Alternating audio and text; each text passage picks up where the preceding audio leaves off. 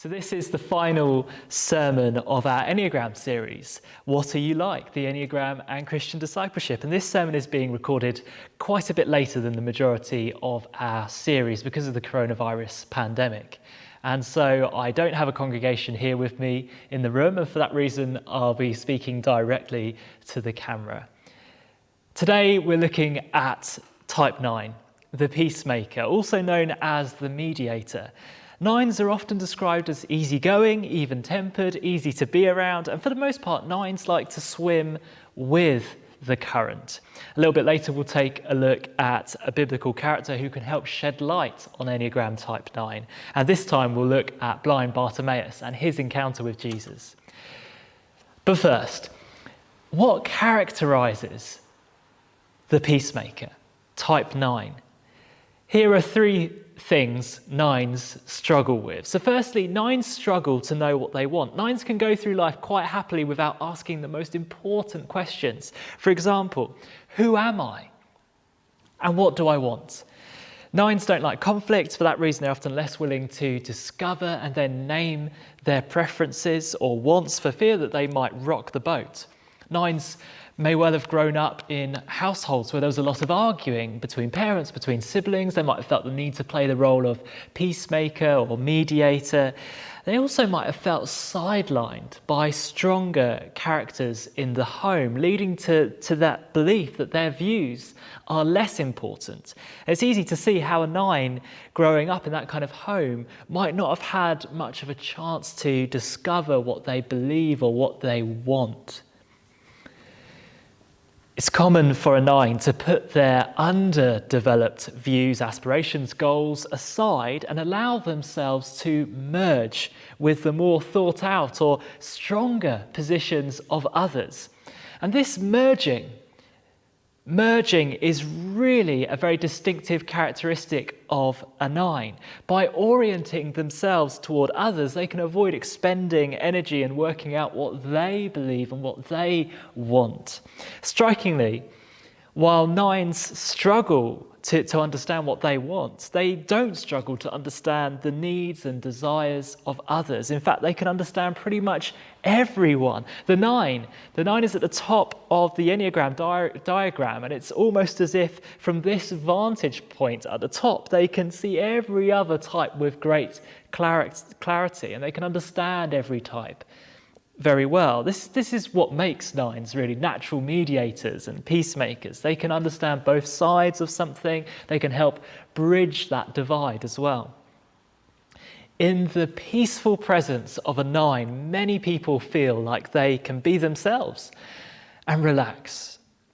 But strangely, nines rarely see themselves as radiating peace, which leads us on to the second thing nines struggle with. Nines struggle to see themselves accurately. Nines are tempted to belittle themselves. Most nines would say, "Oh, me? I'm nothing special." Nines present themselves as simple and uncomplicated. This is part of what makes nines so down to earth, humble, attractive. But like the merging, a nine's modesty is another way for a nine to slip quietly into the background and avoid asking those key questions. Who am I? What do I want? And before long, nines can end up believing that this belittled self, this smaller self, is who they really are. Ironically, it's this false view of the self that prevents them from discovering what it is they really want and who they really are. Some describe nines as wallflowers. In groups, they want to merge into the background and not be noticed. And yet they can sometimes feel annoyed when no one does notice them. Typically, nines fall asleep to themselves. It's possible for a nine to sleepwalk through whole periods of life. They can drift along simply doing whatever is directly in front of them. Nines also fall asleep to their anger. And this is important because Enneagram types 8, 9 and 1, they are all part of the anger triad. And each of those numbers can be explained very well in relation to anger. So 8 Eights are very much in touch with their anger and with their gut instinct. They often tend to overexpress anger in very obvious ways. Ones are a bit different. They know anger, but they know anger more as a simmering resentment. And rather than expressing it outwardly like an eight, they internalize it and they become more critical of themselves and more critical of others. Now, nines are more out of touch with their gut instinct.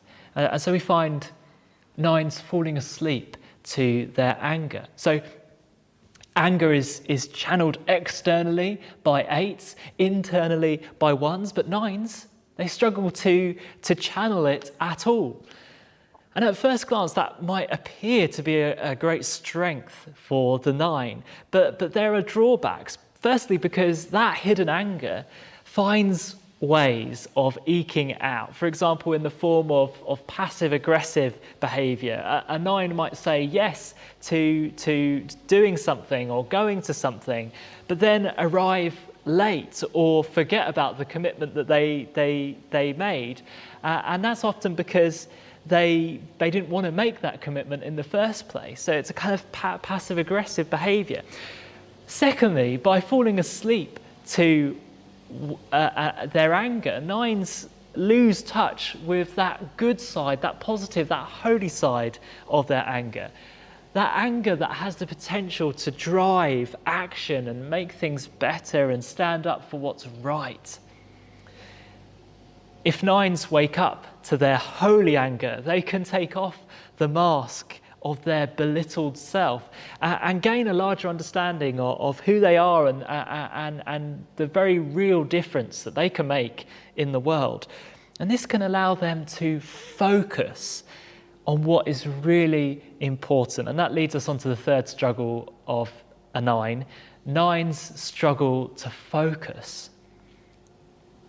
Nines tend to be good all-rounders, they're generalists, they can master a little bit of everything, but nines often lack focus. A bit like sevens, they tend to avoid decisions that might pin them down. But a seven's avoidance is to preserve freedom, whereas a nine's avoidance is more to preserve energy and comfort. So a seven might say, I would start a business, but I don't want all my time and money tied up in just one thing.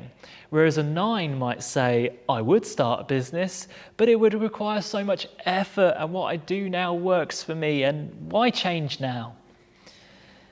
And the thing is, starting a business or buying a house or moving across the country might be exactly what a nine should do, but often they don't focus on the question or stick with the question long enough. One of the things that prevents nines from focusing is their tendency to numb themselves. In the face of challenges or decisions to make or countless to-dos, nines have a tendency to slow right down and numb themselves with food or drink or exercise or shopping or mindless activity or scrolling the phone or lounging around in front of the TV. And all of these can act like an anesthetic. Some nines will even literally fall asleep or take naps to avoid whatever is most important. I wish I had explored the Enneagram before I went to university. I would have been able to understand my friend who kept taking naps and going for runs and binge watching TV when everyone else was frantically revising. And turns out she was completely normal, for a nine, that is. Nines can find themselves at the end of the day having neglected to complete the one and only truly urgent task. They might do all the ironing and reorganize the shoe rack and paint the skirting boards, but forget to pay the road tax that's now out of date. Nines tend to put off important responsibilities, decision making, and avoid things that seem too hard or to take too much energy. Having said that, when nines really do focus down, say on a decision to be made, the right decision often comes to them, kind of in a moment of clarity. And once a nine has committed to a decision, they're unlikely to waver or doubt themselves.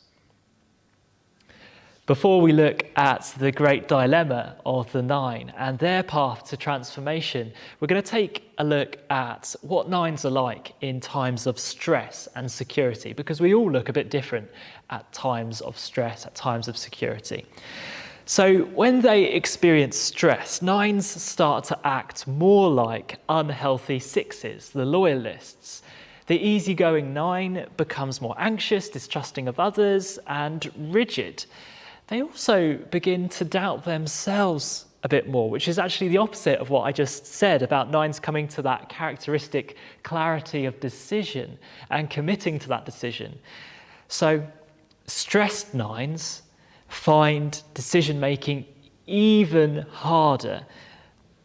9s can also react quite strongly when stressed. For example, in an argument, they might really bite back, which is quite uncharacteristic of such a chilled and easygoing kind of person. When experiencing security, 9s look more like a healthy, happy 3, the performer, the achiever. 9s tackle big decisions with confidence and clarity and begin to focus on what's really important for them. They tend not to drift so much, but rather take responsibility for the direction of their life. And when 9s are in this place, they really believe that who they are and what they do matters. They experience a deeper peace. And that's so much more than agreeableness or passivity. This is a hard-won peace. Okay, let's move on. We come now to the dilemma. What is the great dilemma for a 9? What is their deadly sin? Well, for a 9, the deadly sin is sloth. This is a kind of spiritual laziness. 9s are not lazy in the ordinary physical sense. On the contrary, they're often very hardworking. But sloth is a different kind of laziness. Sloth is what allows a 9 to drift or sleepwalk through life. Sloth is behind that attitude, why be overly bothered with life when you can take the path of least resistance? At its worst, this sloth materializes as a lack of attention to God, lack of attention to self, lack of attention to others.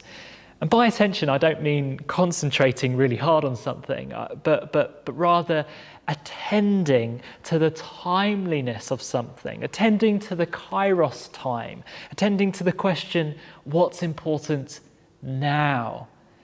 What is it time for now? Now is the time to stop my mindless, busy work. Now is the time to let God get to me by opening the scriptures and being present in prayer. Now is the time to listen to my needs and my wants and my anger. Now is the time to make a change. Now is the time to decide. Now is the time to work out what I think. Now is the time to help my child. Now is the time to let go. Now is the time to wake up from sleepwalking. Now is the time. But sloth blinds us to timeliness. Sloth seems to swap the question, what's important now, for what's right in front of you. What can you do that's right in front of you? And let's be honest, it's a lot easier to busy oneself with random household chores than it is to truly attend to God, self, and neighbour. It's a lot easier to numb oneself than to be attentive. Ultimately, sloth says, what you do doesn't matter. Take the easy road. Go for the most comfortable option. It'll all be much the same. Whether you decide or not, act or not, whether you speak up or not, it'll all be much the same. So why wear yourself out? That's what sloth says. So we've looked at the dilemma, the deadly sin of sloth. We're now going to take a look at what the path to transformation might look like for a 9. In Mark's Gospel, we meet a man called Bartimaeus, and I'd suggest that Bartimaeus can be seen as a 9 on the path to transformation. When we meet him, he's sitting by the roadside begging. Often we don't know the names of beggars. It can be really awkward walking by. We might give something, we might not, we might make eye contact, we might not, we might ask their name, we might forget. And it seems that Bartimaeus' name was forgotten. In the Gospels of Matthew and Luke, he's simply called a blind beggar. And indeed in Matthew, he's one of two blind men. And so we find that this man merging with another. We find this man overlooked by many. We find this man's name forgotten in history. But Mark knows the name. The Gospel writer Mark knows that this man's name is Bartimaeus.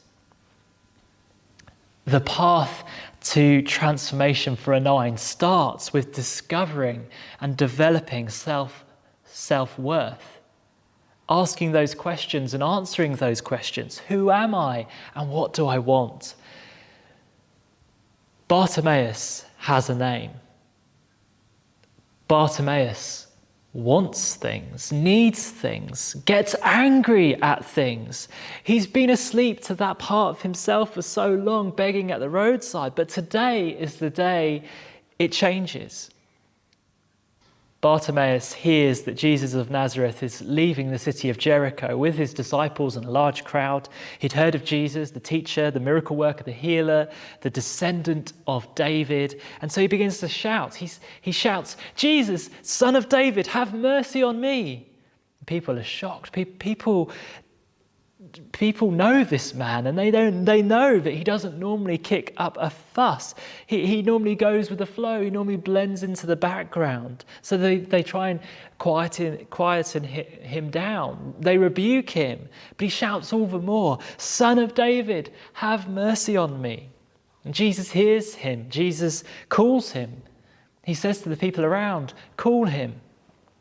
So they called the blind man, Bartimaeus. They say, "Cheer up. On your feet, he's calling you."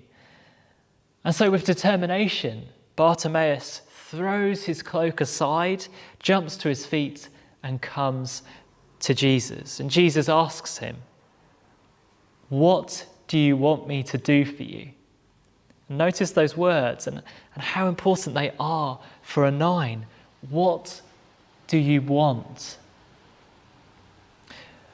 Not only has Jesus affirmed Bartimaeus by noticing him and calling him, but Jesus recognizes that Bartimaeus wants something. "Rabbi, I want to see," Bartimaeus says.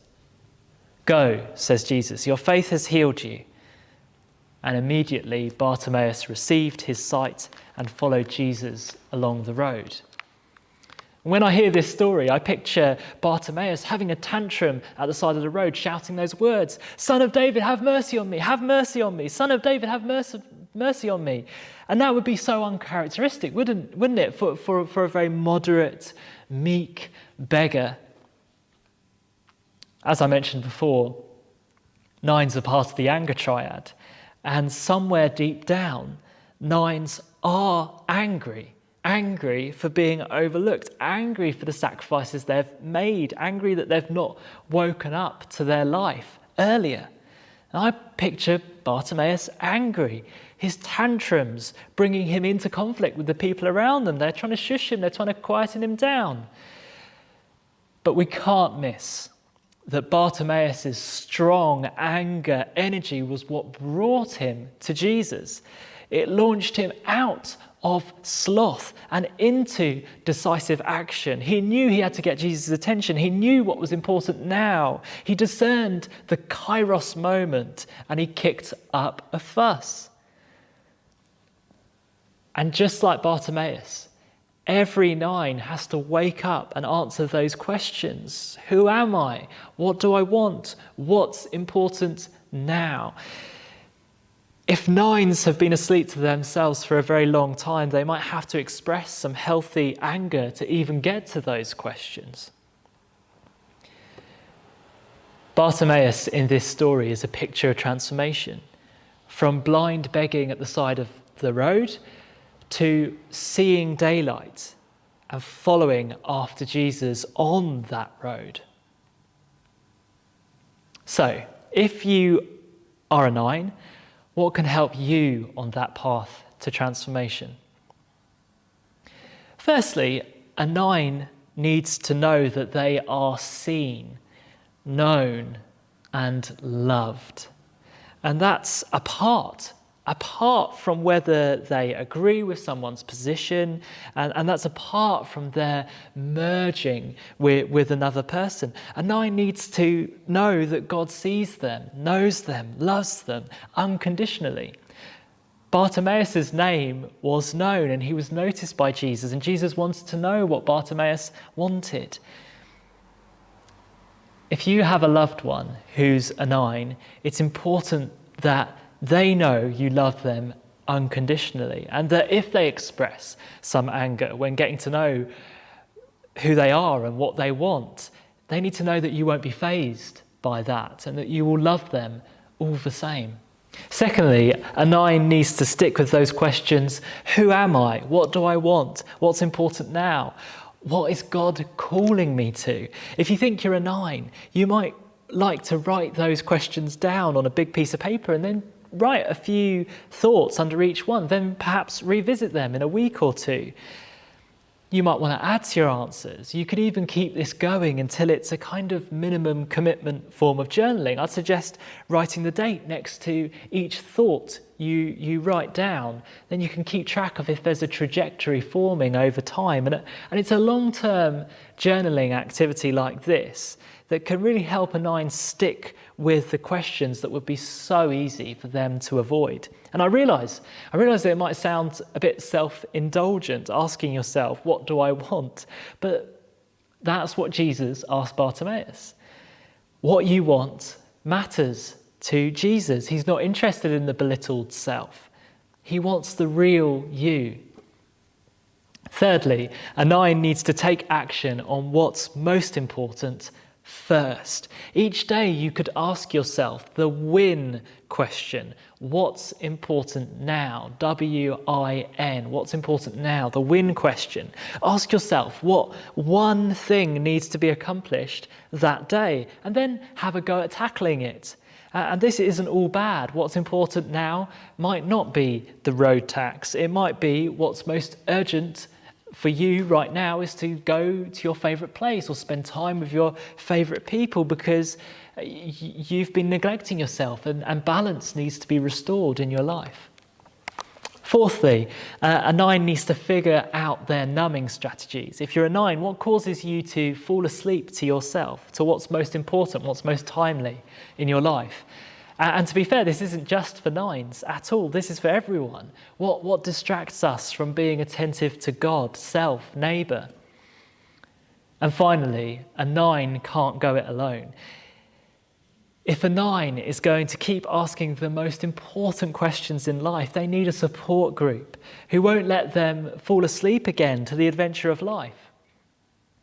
Helen Palmer, an Enneagram teacher, suggests that rather than bombarding the 9 with constant big questions, who am I? What's important now?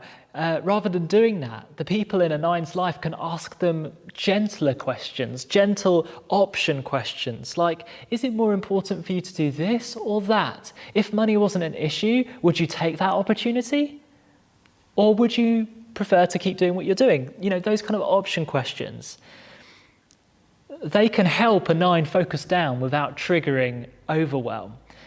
And if you're able to ask those gentle questions and back it up with some unconditional love, you're going to be able to create an atmosphere where a 9 can thrive.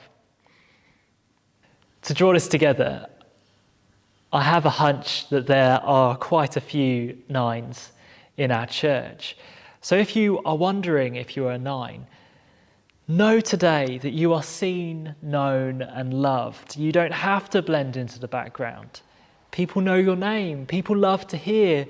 Love to hear what you have to say. Don't fall asleep to yourself. Don't numb yourself. Wake up to the adventure that is life. Like Bartimaeus, rise up from your place on the side of the road. Come to Jesus. Tell him what you want. Receive his healing love. And then begin to follow him on the road in community with others. Amen.